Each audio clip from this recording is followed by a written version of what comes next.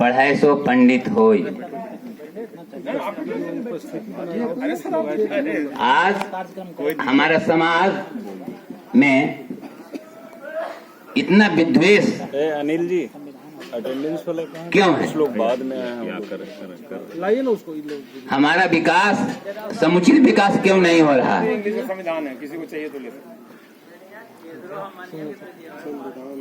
तो उन्होंने कहा कि हमारे जो आपस में जो भाईचारा और प्रेम के अभाव में हम समझ नहीं पा रहे हैं कि हम जीवन को कैसे जिया जाए। इसके अर्थ के रूप में हमें ये जानना है कि प्रेम किससे, सवाल है कि ढाई आखिर प्रेम किससे जो पढ़ाया जाता है? प्रेम प्रेम अपने भाई, पिता, बहन, देश से, बेटा, बेटी, इस सब से प्रेम होना चाहिए। लेकिन सिखाया क्या जाता है? प्रेम उससे जो कोई नहीं आज तक के देखा है, ना आज किसी को वह जिससे प्रेम करने के लिए कहा गया है, जो हमारे ग्रंथों में, वह आज तक के वो किसी को चॉकलेट भी नहीं दिया है, लेकिन फिर भी उसी से प्रेम करने के लिए बताया जाता है। और यह इस सच्चे संसार को झूठा साबित किया जाता है। शंकराचार्य ने क्या कहा कि जगत मिथ्या है और ब्रह्म सत्य है। हमको ये बात समझ में तो नहीं आती है। सत्य सत्य है, सब यहाँ पर सत्य सत्य है कि देखिए जो हम हैं, हम भाई हैं, सभी माता पिता, भाई बहन, बेटा बेटी, ये सब सत्य है। अरे आप कहता है कि नहीं, ये सब झूठा है।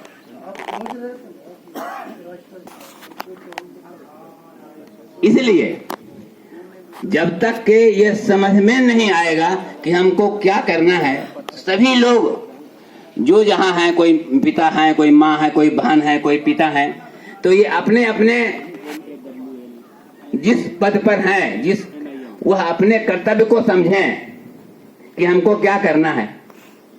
और यह कर्तव्य कैसे होगा, इसमें एक और दोहा ऐड करते हुए मैं कहना है कि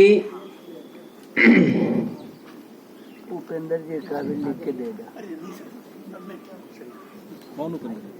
और ये दस्तक कर आखिर ज्ञान की होड़ में उनके को भेज दे। धन लागी सब धाय, अभी हमरा भेज दे। बिन विवेक ज्ञान का रहा सभी अकुलाय।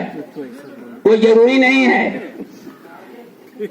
हम लोग यहाँ सभी जो आए हुए हैं, हमारी प्रसन्नता, हमारी खुशहाली सिर्फ धन से मापा जाता है। यह एक बहुत बड़ा विडंबना है समाज में। और उधर इतने विद्वान है फिर भी समाज में अकुलाहट क्यों है? बहुत लोगों के पास, बहुत धनी लोगों के पास बहुत ज्यादा धन है, लेकिन फिर भी उसके सामने प्रसन्नता नहीं है, शांति नहीं है। क्यों? सवाल है कि समाज में प्रसन्नता और शांति का अभाव क्यों है? तो उसमें कबीर दास ने कहा कि बिन विवेक ज्ञान के, अक्षर ज्ञान तो बहुत से प्राप्त कर लिया, लेकिन हम लोग विवेक ज्ञान प्राप्त नहीं कर सके। इसी के कारण सारे तकलीफ हैं। इसी के कारण हमारा अनादर का और गरीबी का दोनों का दंड झेलना पड़ रहा है, क्योंकि विवेक का प्रयोग हम लोग नहीं किया है। शरीर का संघर्ष जो हम लोग कर रहे हैं, जो बहुजन हमारे हैं, वे शरीर से संघर्ष करते हैं, लेकिन विवेक का जो उपयोग नहीं करते हैं, तो खुशहाली कहाँ से आएगा? और जिसने शिक्षा को जोड़ लिया, सिर्फ शरीर से जोड़ लिया, उसका सबसे विकास ज्यादा हो रहा है। जो व्यक्ति शरीर से संघर्ष किया, विवेक लगाया और उसमें प्लस शिक्षा दे दिया, उसकी तो क्या कहना है? वह तो दिन दुना रात चौगुना उसका विकास होगा। हाँ, और एक यह जो मान्यता है, हम जिस बैनर के तले आज शोक सभा मनाया जा रहा है, इसमें है कि आत्मा नाम जो जिसमें कहा जाता है कि आत्मा की शांति के लिए हम इसके श्राद्ध करते हैं। तो फिर जो दिया जाता है आत्मा, ये शरीर जल जाता है, रह जाता है।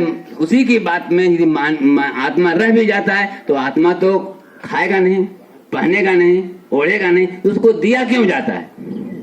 जब आत्मा न खाएगा, न पिएगा, न ओढ़ेगा, तो उसको देना तो बेकार है। इस तरह से भी यदि समझा जाए तो हमारे बहुत लोगों को बहुत दिनों से, करीब 2000 वर्षों से यह जो बेवकूफ बनाया जा रहा है, शोषण किया जा रहा है। और शोषण ही नहीं, अपमानित किया जा रहा है। सबसे बड़ी बात तो शोषण, धन तो लेता ही है और अपमानित करता है अलग। हमेशा जो हम सामाजिक स्थिति हमारी कहाँ कैसे होगी, जब तक हम जो आदमी अपने दरवाजे से जो नहीं भगा सकता है, वह दिल्ली और पटना से भगा देगा उसको। जिसको आप अपने दरवाजा से नहीं भगा सकते हैं, उसको पटना और दिल्ली के कुर्सी पर से भगा दीजिएगा, ऐसा नहीं होगा। जब तक के समाज में स्थिति में जब तक सुदृढ़ नहीं होंगे, जब तक हम लोग पुष्ट नहीं हो सकते हैं, तब तक के हमारा कोई गुजारा नहीं हो सकता है। आज थोड़ा सा राजनीतिक परिप्रेक्ष्य में देखिए, जरा सा जाति जनगणना हुआ कि खलबली मच रहा है। क्यों?